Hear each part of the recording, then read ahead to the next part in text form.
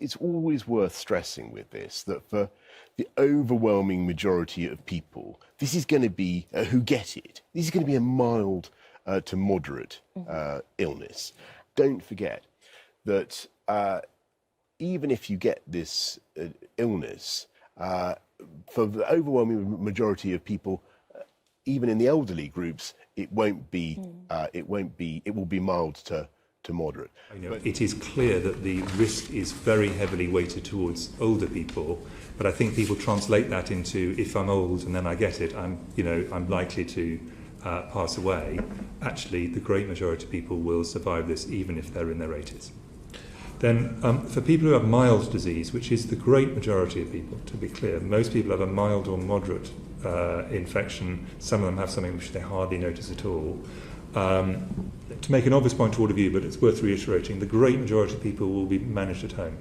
Great majority. They'll be fine.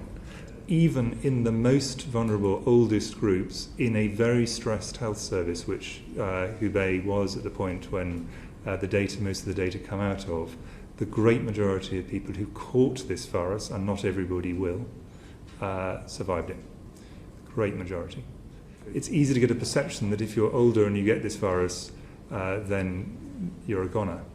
Absolutely not. The great majority of people will recover from this virus, even if they're in their 80s. The great majority of people who have this infection will actually have a mild or moderate infection that will be managed at home and indeed will not need any testing.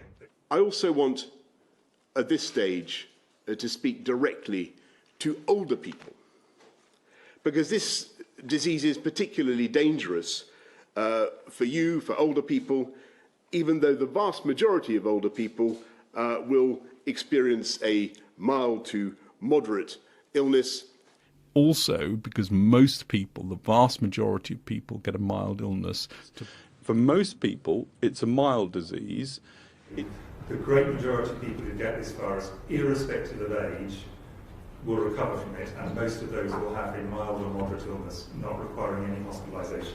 Very important to make that point first off, because I think that is a key point for people to remember.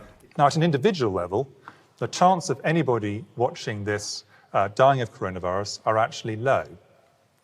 Over the whole epidemic, even if we have no vaccine, a high proportion of people will not get this. Of those who do get it, a significant proportion, the exact number is not yet clear, but it's certainly a significant proportion, have no symptoms at all. They get it without even realizing it. Of those who do get symptoms, the great majority, probably around 80%, depends on a number of factors we'll go on to, have a mild or moderate disease, which is sufficient that they would want to go to bed and feel unwell in some cases. Some cases they can actually just carry on doing their ordinary activity, although we ask them not to, but they don't actually need to go to the doctor or medical services, and they make a full recovery. A minority have to go to hospital, but most of these actually, the principal thing they need is oxygen, and the great majority of those will go on just to survive. And then a minority have very severe disease, may need ventilation, and of those, some sadly die with current treatment. But, important to stress, even in the most high-risk group, the majority of people who actually get this infection do not die.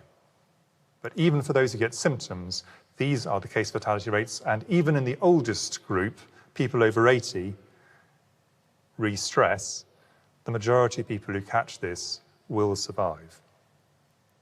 But equally, the fact that actually the great majority of people will not die from this. And I'll just repeat something I said right at the beginning, because I think it's worth reinforcing.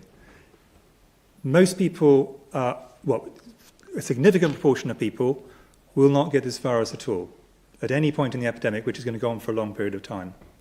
Of those who do, some of them will get the virus without even knowing it. They will have the virus with no symptoms at all, asymptomatic carriage, and we know that happens.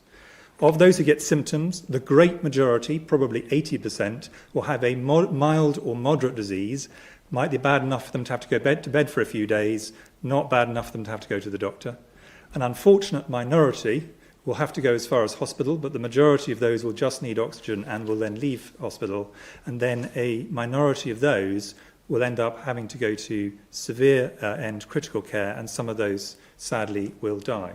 But that's a minority. It's 1% or possibly even less than 1% overall. And even in the highest risk group, this is significantly less than 20%, i.e. the great majority of people, even the very highest groups, if they catch this virus, will not die. And I've really wanted to make that point really clearly. And if you look at the